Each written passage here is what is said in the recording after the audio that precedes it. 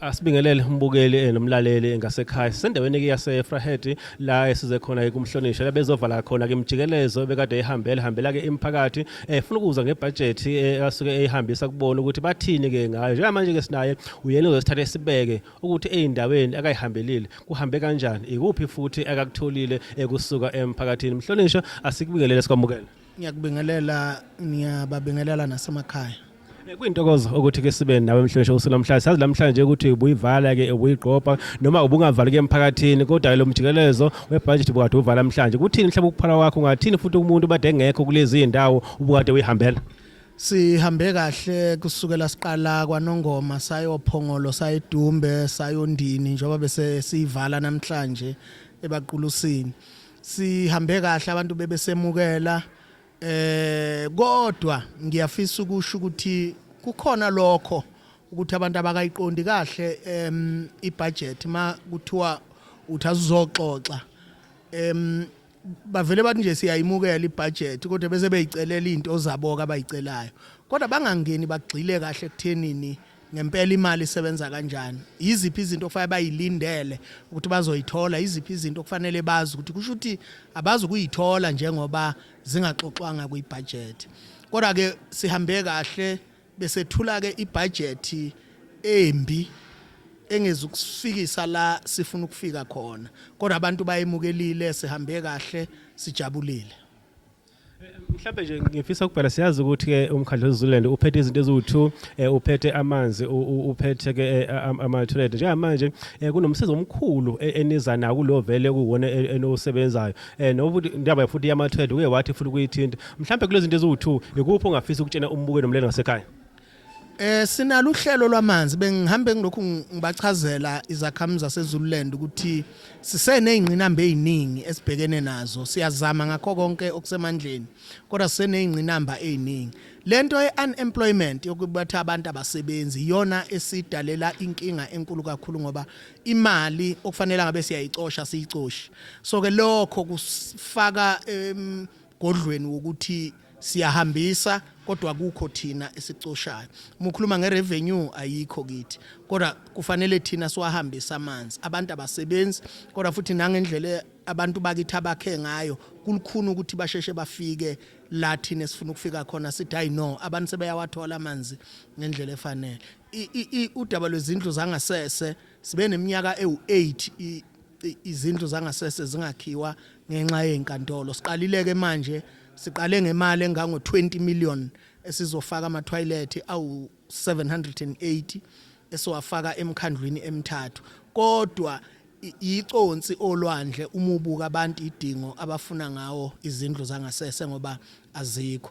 Kodwa ke bese okunye besichaza ukuthi sifaka izumbulu zemali ukulanda amanzi eJozini Dam ukwaletha eze asabalala iZululand yonke ngoba sinayo isource of water la iZululand. Leli dam nje likhona la ibaqulusini Klipfontein nayo esincane esithola imali kuhumela omkhulu kuba kukhushula ubonda ukuze likwazi ukugcina amanzi amaningi njobona imizi isimningi kangaka. So ke sibhekene ke nalezo inselelo ke bese thula ke ibudget nathi engasigculisi njengamanje ibudget yethu njengamanje njengoba ngikhuluma nawe ise unfunded.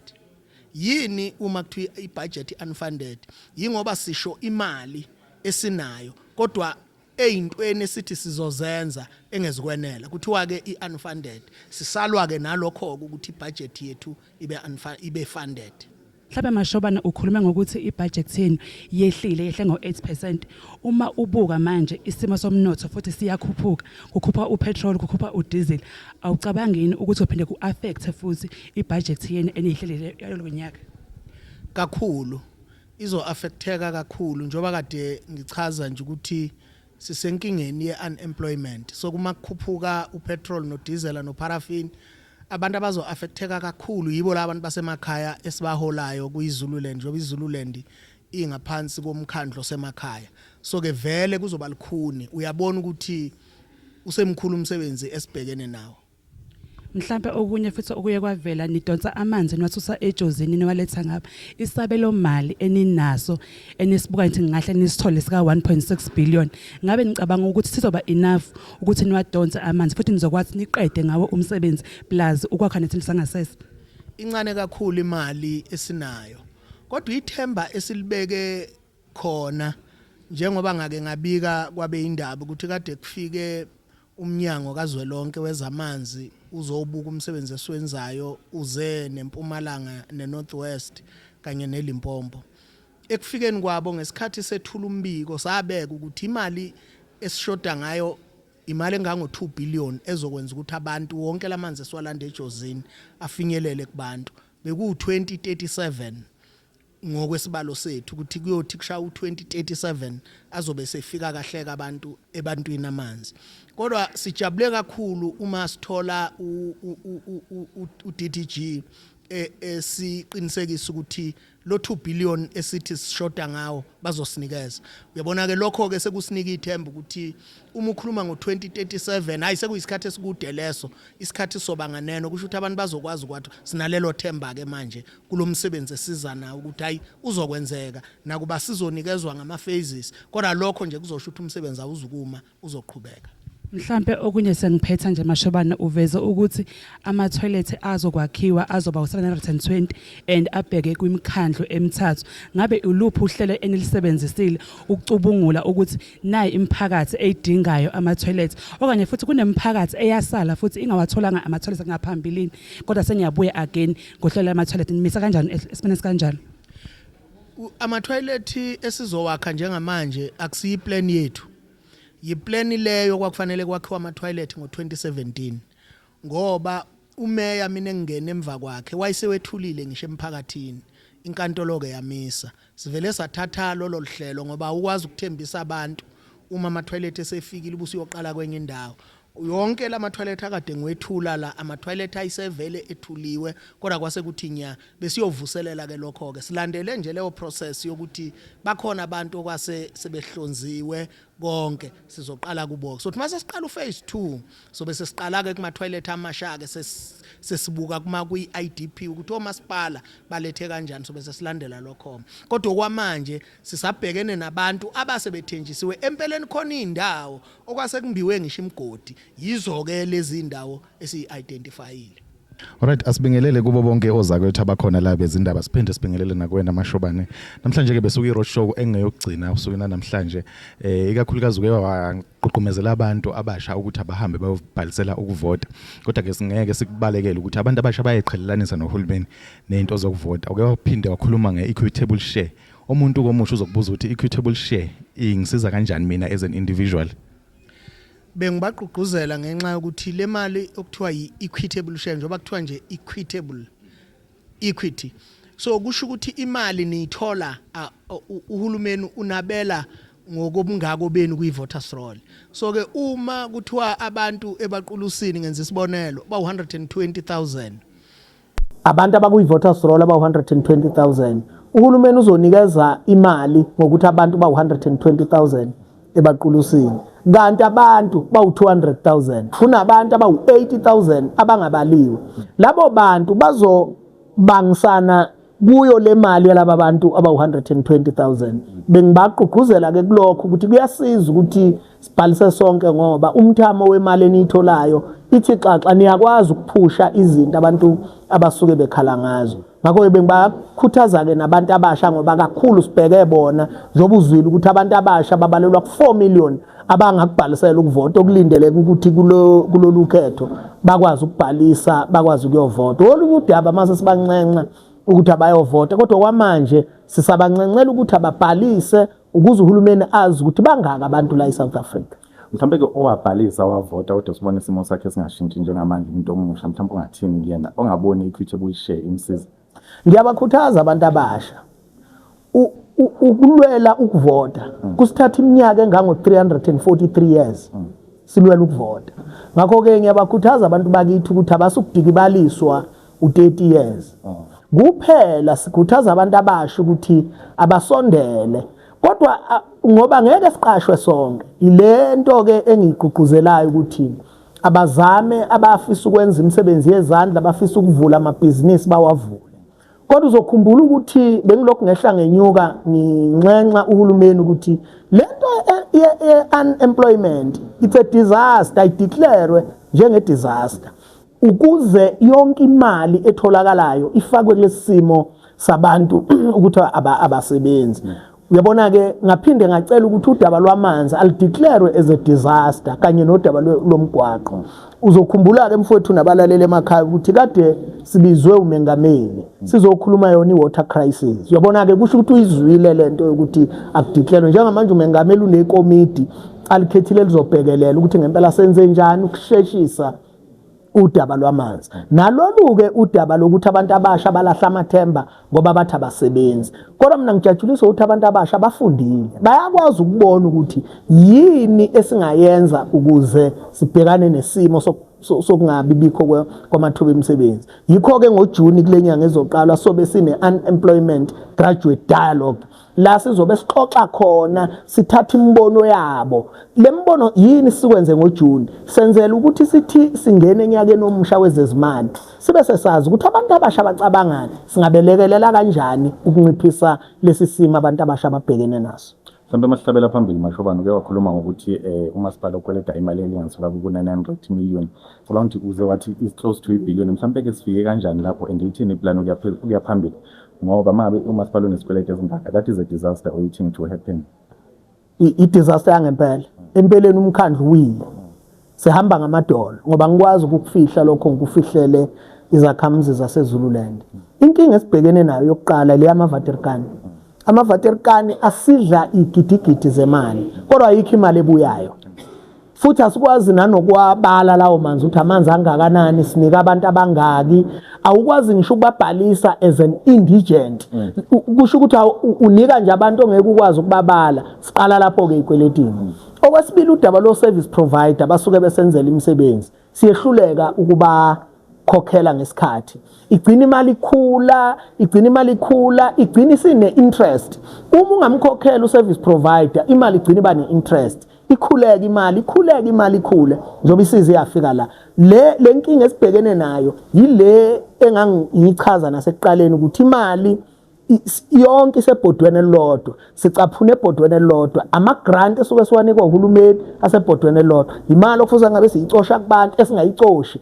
La ofana labe sisebenzisa khona imali esiyicoshe kubantu sithatha kuyo le grant. Uma sekufanele sikhokhele uservice provider ngomsebenzi awenzile uhulumeni ayesinikile imali yawo sesiyehluleka kumkhokhela sesiyamkweleta. Yikho ke isikweletu ke silokhu sikhula kodwa sinohlelo manje esilwenzile la sihlale khona phansi nenhlangano yakwa Acumen sesihlale phansi no National Cocta sahlala phansi no Provincial Cocta sahlala phansi no Treasurer sinethemba ke le mali esingahle siyithole ngango 800 million esizophusha ngayo lezi kweletu ukuze ibudget yethu kuthiwe ifunded ngoba njoba kuthiwa ibudget yethu iunfunded uTreasurer ubuka lezi kweleti esinazo abesebuka imali esinayo abone ukuthi lento ayibalance izinto esithe sozenza kanjani ngemali encane kodwa idingo zayo zingaphezulu kwale mali plus ikweletu. Yikho ke imali yethu iunfunded ibudget yethu silwa nalokho ke njoba ubona sizoqeda manje sesiyohlala phansi ke nama officials ukubuka ukuthi siqondanisa kanjani ukuthi kuphela uMay ibudget yethu ibise funded. Imicimbi sesiyenzile kade si no hlelo lwe-ultra marathon la khona besilekelela ukuthi abagijimi baseZululand nabo bacosha ithuba ngomkhandlu wabo. Ngomgqibelo nje besinesicathamia la khona umkhandlu uhlonipha enye ingqalabutho uJoe Hudla. Kodwa ngiyafisa ukuthi ngisasho ukuthi miningi imicimbi ezoba khona. Kodwa eminye yayo sihambe sicela kosomabhizinisi ngoba asimile kahle ngakohlelo lwezimali.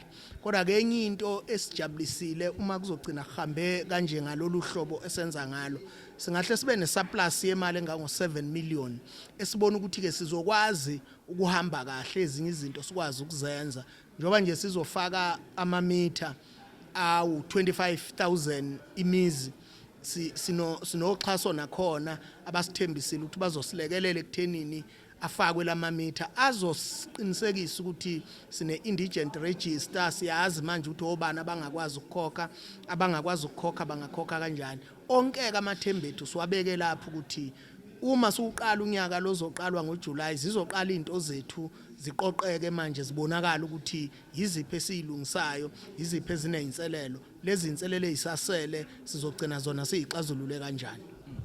Usakhuluma indaba yamamitha ngifuna ukubheka mhlambe emphakathini noma umphakathi lo usungasebenzi ukuthi uma esefaka nabantu abasebenzayo nihlela ukuthi kumise kanjani. Lolu hlelo lwethu lama indigent noma amamitha sifuna ukuthola ngoba ama smart meter sifuna ukuthola abantu abahluphekayo esizobabhalisa babe kwi list ke kuthiwe indigent register. Indigent register iyasiza ngoba uhulumeni uyaxhasa so thina siyitholi leyo mali yama indigent ngenxa yokuthi asubmit lutho lokho kuthiwa indigent register submit lutho umubuku usekudeni wena ungayitshenta abantu baseZululand ngoba engekho ama indigent kusho ukuthi bayabusa bayahlupheka kodwa ukwazi ukumbhala uzombona ngani ukuthi lo indigent ngoba kufanele umfake limitha bese uyabona ke ukuthi ayi lo muntu aka afford ukukhokhela amanzi sesiyamfaka ke ku indigent register uma sesubmita sesithola imali ngalabo bantu laba esithi bayahlupheka uhulumeni uyakwazi ukusinika imali sigijimela lokho ukuthi kunemali esingakwazi thina ukuyicosha ngenxa ukuthi indigent register yethu ayikho accurate kodwa ukuze kube kahle sifuna ukusheshisa ke lolo hlelo lemizi nje u25000 so ifaka amamitha bese senze attendance indigent register bese siyithumela kwa treasurer ilapho ke sobe sesithola khona imali enye ezosiza going forward.